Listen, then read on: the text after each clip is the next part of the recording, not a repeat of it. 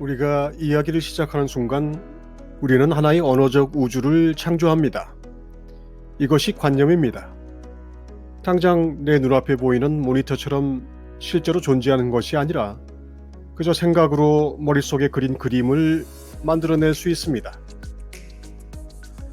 언어적 우주는 본질이나 실체가 없는 마음, 생각의 창조물입니다. 우리 한 사람 한 사람은 그런 우주를 만들어낼 능력이 있습니다. 다만 그런 우주는 한 사람 한 사람의 마음에 있을 뿐 실제하는 것이 아닙니다. 생각은 사실이 아닙니다. 그런 우주는 존재하지 않습니다.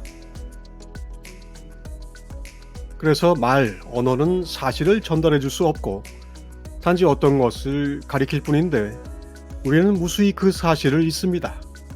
언어는 지시 대명사일 뿐이라는 사실을 잊고 그것이 사실이라고 믿습니다. 이 상황이 너무 익숙해서 자신이 창조한 생각이 사실이 아니라는 진술이 부당하게 보입니다. 실제로는 사람의 생각을 넘어서 깨 있으면 어떤 말도 불필요합니다. 실제하는 것에 대해서는 말할 것도 없고 말할 수도 없습니다.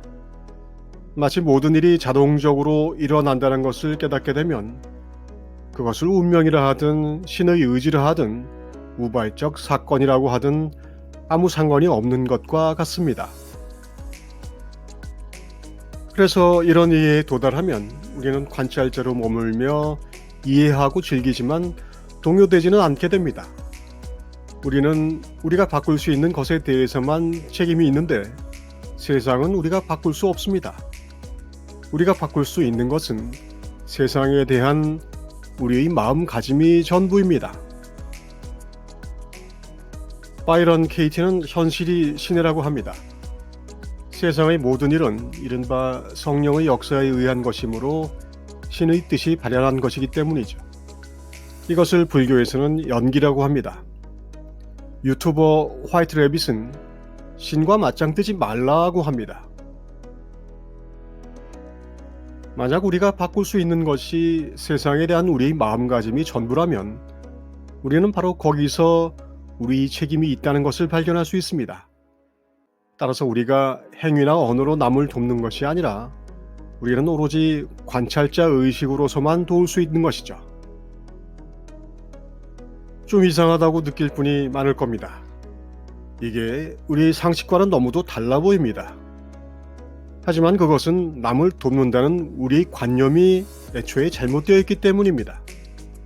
우리가 남을 돕는다는 생각은 에고의 자기애일 뿐입니다. 소경이 소경을 도울 수는 없습니다. 우리는 스스로 만든 관념의 세상에서 흔들립니다. 하지만 그것은 굉장한 착각입니다. 세상이 나를 동요하게 만든다는 생각은 자기 자신이 세상에 의해 영향을 받을 정도로 충분히 크다고 생각하기 때문인데 사실 우리는 너무 작아서 우주의 그 어떤 것도 우리를 알기 어렵습니다. 이게 사실이죠. 세상에 걸려드는 것은 나의 마음이지 이것을 아는 우리의 본질 그리스도는 아닙니다. 마하라지는 이것을 아주 이해하기 쉽게 묘사합니다. 그대는 연필끝과 같습니다. 그대와 접촉하기만 해도 마음은 세상에 대한 자신의 그림을 그립니다. 관찰자로 있을 수 있다면 우리는 마음이 화가와 같아서 온갖 여러 가지 그림을 그리며 온 우주에서 못 그리는 것이 없다는 것을 알게 됩니다.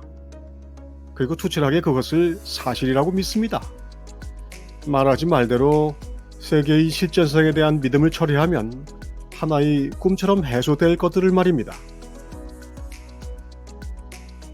그래서 불교의 연기법에서는 현상계, 즉 생별하는 세계는 사라진다는 사실을 처절하게 깨달으면 바로 부처가 된다고 합니다. 그것이 곧 하나님 아버지와 하나가 되는 방법입니다.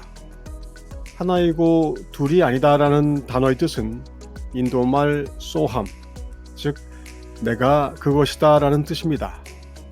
I am that. 이것이 바로 세계의 모든 종교의 원류가 깨달음 전통으로 전하고자 했던 것입니다. 사람들이 예수 부처를 우상화해서 주눅이 들어 초라하게 살라고 했던 것은 전혀 원료의 뜻이 아닙니다. 그대가 신이다. 아날하크. 나는 진리다. 나는 길이요 진리요 생명이다. 자신이 관념으로 만들어낸 세상에 지어서 부초처럼 폭류 위를 떠다니는 우리에게 복음은 이런 의미를 갖습니다. 온갖 왜 어떻게를 알 필요가 없습니다. 관찰자가 되라는 겁니다. 모든 욕망을 내버리고 그대의 마음을 고요하게 유지하면 발견할 수 있다는 것입니다. 우리는 언제나 자신의 해석만 듣습니다. 우리가 듣고 있는 것은 모두 우리 자신의 이야기입니다. 다른 사람의 이야기조차 모두 소리일 뿐이고 자신의 관념으로만 봅니다. 이렇게 해서 세상이 딱딱하게 굳어지고 스스로 만든 감옥이 됩니다. 원리는 간단합니다. 에고의 으뜸되는 속성으로서 이런 생각의 틀을 불교에서는 자기 주장, 악연이라고 합니다. 악연의 해석이 존재하지 않을 때 우리 지식구조가 그 언어를 아는가 모르는가에 상관없이 모든 언어는 단순한 하나의 소리로 들립니다. 결국 깨달음, 수행이라는 것의 주제는 악연을 이해하고 덜어내고 부수는 것입니다. 에고를 파고들면 에고는 사라집니다. 에고의 실체는 굳어진 생각 덩어리입니다. 에고가 사라지면 남는 것은 참나입니다. 부처가 말한 열반은 그저 개인성의 상실일 뿐입니다. 에고의 상실, 이 방법이 직접적인 방법입니다. 오직 성취해야 할 일은 에고를 죽이는 것뿐이라는 말을 듣지만 그럼에도 이것은 어렵습니다. 이것이 어려운 것은 이 메시지마저 에고의 해석대로 듣기 때문입니다. 바로 듣는 곳까지 이르는 데는 수행이 필요한 이유입니다. 신에게 마음을 더하면 인간이 되고 인간에게서 마음을 빼면 신이 된다는 말이 있습니다.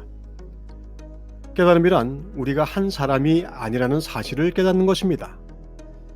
하지만 모든 사람은 비록 그것이 전혀 무가치해도 자신의 관념에 매혹되어 있다는 사실을 우리는 기억해야 합니다. 우리 본질인 의식은 사람이 아닙니다. 우리를 속박에 묶어두고 있는 것은 바로 내가 내 자신에게 대해 가지고 있는 관념입니다. 3000개의 마음 부품이 작동해 하루 5만 개의 생각 산출물을 만들어내고 피드백을 계속해 견고해집니다. 이것을 어떻게 제거할 수 있을까요? 모든 영적 지식은 이 길을 가는 데 있는 안내판, 표지판에 불과합니다. 우리는 신의 존재를 완전하고도 전체적으로 체험하지 못했다면 자신이 사실 아무것도 알지 못하며 그때까지 축적해온 모든 지식이 무지와 교만에 불과하다는 것을 항상 기억해야 합니다. 에고를 제거하는 방법은 간단명료합니다. 말하지는 말합니다. 제거하겠다는 결의에 의해서입니다. 그대가 한 사람이라는 관념을 포기하십시오. 그뿐입니다. 수행이란 비상적이고 변화무쌍한 그 사람으로부터 불변이고 늘 존재하는 본질, 의식으로 강조점을 옮기는 것일 뿐입니다.